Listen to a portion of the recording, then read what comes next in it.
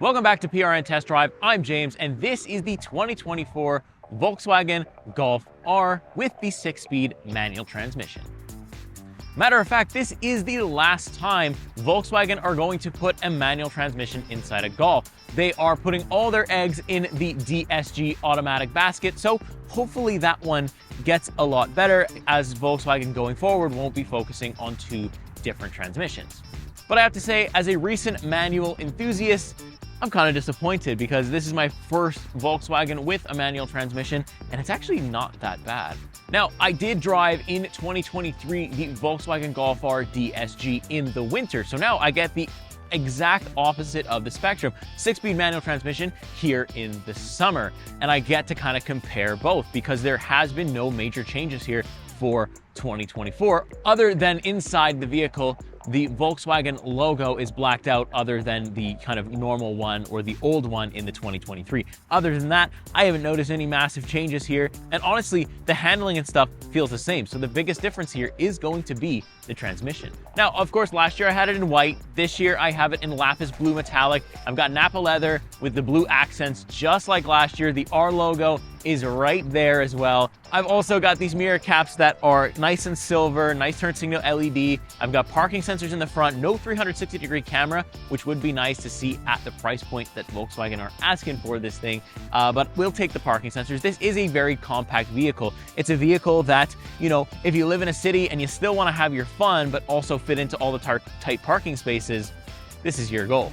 So before we hop in, let me tell you what is powering my Volkswagen Golf R for 2024. I've got a 4-cylinder 2 TSI turbocharged engine giving us 315 horsepower, 280 pound-feet of torque. It's also, like I said, 6-speed manual transmission, got the 4Motion all-wheel drive, so when I tested it in the winter, I was able to have just as much fun as I am now here in the summer. So this Volkswagen Golf R, or any Volkswagen Golf R, even the GTIs for that matter, are not meant to stand beside. They're meant to drive. So let's do exactly that. I'll take you on a test drive and I'll tell you more about it. All right, on the road now with the Volkswagen Golf R, where it belongs, where it shines the most. I really did enjoy my week with this thing.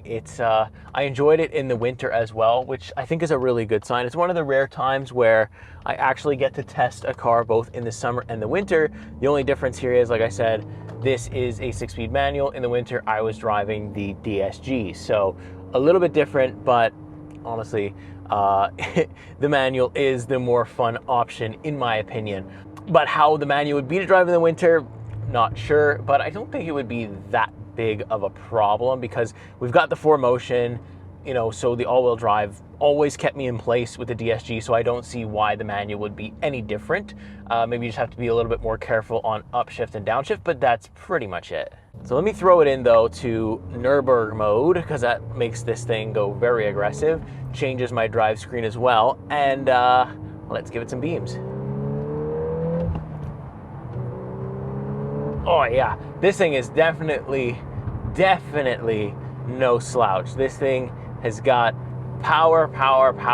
Whether you're getting DSG or manual, this little engine can go. This little 2-liter, it's got some kick to it, and I really do like that. It's also like really comfortable as well, even when I'm in like its most racy mode, which usually I don't drive in. Usually I drive in like my custom mode, which has the drivetrain kind of in like sport or race mode, and then I have my suspension in comfort mode, stuff like that. So like I'm still, you know, I've still got the cool exhaust notes, all that stuff, but I'm also comfortable at the same time. And this is really cool because like usually you have to trade it off, right? Usually you're trading comfort for speed and handling. The Golf R doesn't really feel like that. It feels like I've got a really decent all-arounder. It's a hatchback with power that's got comfort, maybe lacking a little bit on the spatial needs, especially if I compare this year to last year, not because the car has gotten smaller, but because my family has gotten bigger. I added a baby, so now I have to bring a stroller and different things, and it kind of like eats up the space quite fast in a Golf R. I think if my stroller wasn't so big, I would have an easier time fitting it in, but it was just difficult to fit it in the trunk. But backseat wise, it's okay. Like something that you would want to do usually is like, okay, my stroller doesn't fit, I want to fold down the seat, but I can't even really do that because sometimes my wife has to go back there and sit with the baby because she wants to feed her wherever it is. So I can't fold the seat down. So it kind of eliminates that possibility, which is a little unfortunate. So yeah, I do feel like now I'm lacking space, but like if I'm if my baby's a little bit older, she can walk by herself and I stop needing that stroller, then the Golf R becomes perfect because there's surprisingly quite a bit of room in the back seat. It's also heated, that back there, and they've also got their own climate control. So that's like really, really good news and surprising, but also nice to see. I think other manufacturers of higher brands could probably take note because you don't see that in every vehicle, and I'm very glad that the Volkswagen Golf R, if you buy it, if you spend the 50 grand, you're gonna get back seats heated and a climate control. So let's talk about the transmission. So there's no rev match downshifting. So when I downshift like so, I've got to blip the throttle myself to do kind of like a rev match, which honestly I've gotten a lot better at, being kind of like a rookie manual driver, somebody that really doesn't do it every day and really hasn't done it every day for like many years. I've got like maybe a month of like, say, full-time manual driving under my belt by this point. Yeah, it's decent and it's easy to do. Like if you are able to heel toe, which by the way I am not, I'm really bad at it.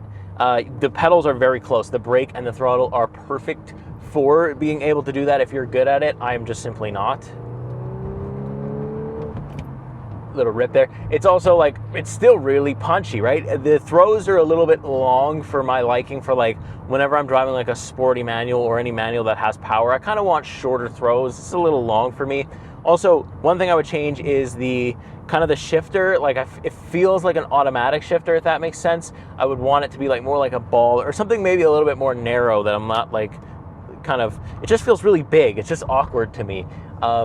But the clutch pedal feels really good. It's very easy to engage. It's very easy to feel. Honestly, the engagement point is so low that you barely need any gas, and this thing can basically just, float off just the clutch. But yeah, so for beginners, it's okay. You're just gonna have to learn early on to actually blip the throttle and downshift properly if that's what you want to do. If not, you just pop it in a neutral and do it that way, but it'll kind of force you to do that. But the good news is we have hill start assist. That one usually scares me even now. Like the downshifting, no rev matching, I can deal with it with most manuals, but the hill stuff, I don't want to roll back into people in traffic, especially here in Montreal. People like to get right up under you. Doesn't matter if they, it doesn't matter if you even have I've seen people with stickers that have like, oh, I'm a manual driver, please be patient. I've seen people in Montreal just not even care about that. So like the sticker don't work in Montreal. So yeah, I worry about hills, and I'm glad that the Golf R has it. Now, I've also driven the Golf GTI, the 40th anniversary edition last year, and look, I wasn't as good of a manual driver then as I am now. I've got a lot more experience. That one was really like my first intro back to manuals in like, I don't know, 16 plus years. So I was terrible with that. And I couldn't tell if it was the transmission or if it was me. I think it was a bit of both. I think the Golf GTI that I had anyways, it was a press car, right? These all are press cars. So sometimes you get clutches that are weird. Sometimes you get engines that are like, they've been pushed a little bit past where they're supposed to be pushed.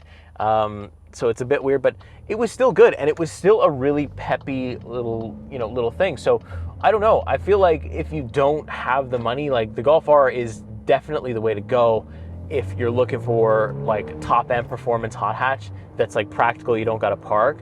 But like 50K is a lot of money to ask people to spend even today.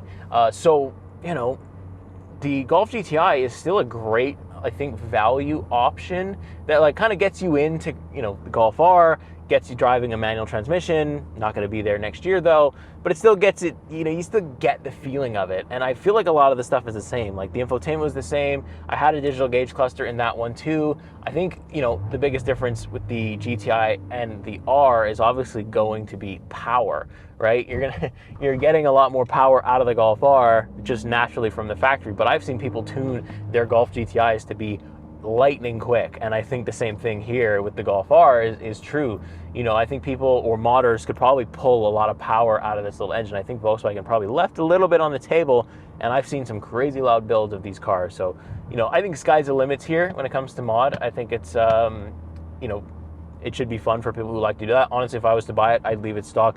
315 horsepower plenty enough for me. I don't need any more than that. I don't need any more trouble than that. So overall, I think, you know, it's a great ride quality, good at handling, really sporty. Not much has changed from last year. So honestly, if you picked up a 23, you'd be saving yourself money, and you wouldn't even really, like, you wouldn't miss anything on the 24 other than, like I said, the Volkswagen logo here is blacked out and the 2023 one wasn't. The DSG is a great option if you don't want to learn manual. If it's something that doesn't interest you, you got the option there. But if you do want a manual, this is your last chance to get it, and I recommend doing it because it is really fun to drive. Price point is okay, I'd say. Like, I think we have enough in here. Like I said, we've got heated seats in the rear, a climate control in the rear, dual zone up here. We've got heated and ventilated seats up here, wireless CarPlay, wireless Android Auto, everything that you want. Again, everything that we had last year as well. So like, it's really solid. Like, there's a, you know, the biggest complaint that I have is the touch buttons. The touch buttons are not good. I can't see them at night. Like the ones on the dash, they don't light up at all. But the customizability here is really good. Like, I can, you know, control everything that I want, and I can use it like that. But, you know, I just wish they made more physical buttons everywhere. The touch buttons on the steering wheel, don't mind them. It's just the infotainment stuff. If everything's gonna be tied in there, it can't be hard to use, and it sometimes is with Volkswagen.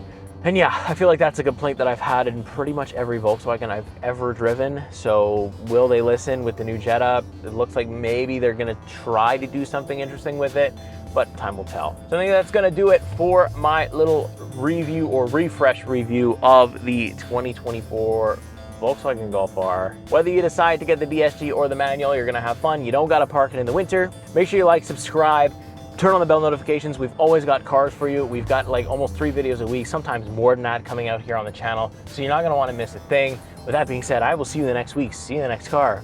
Take care.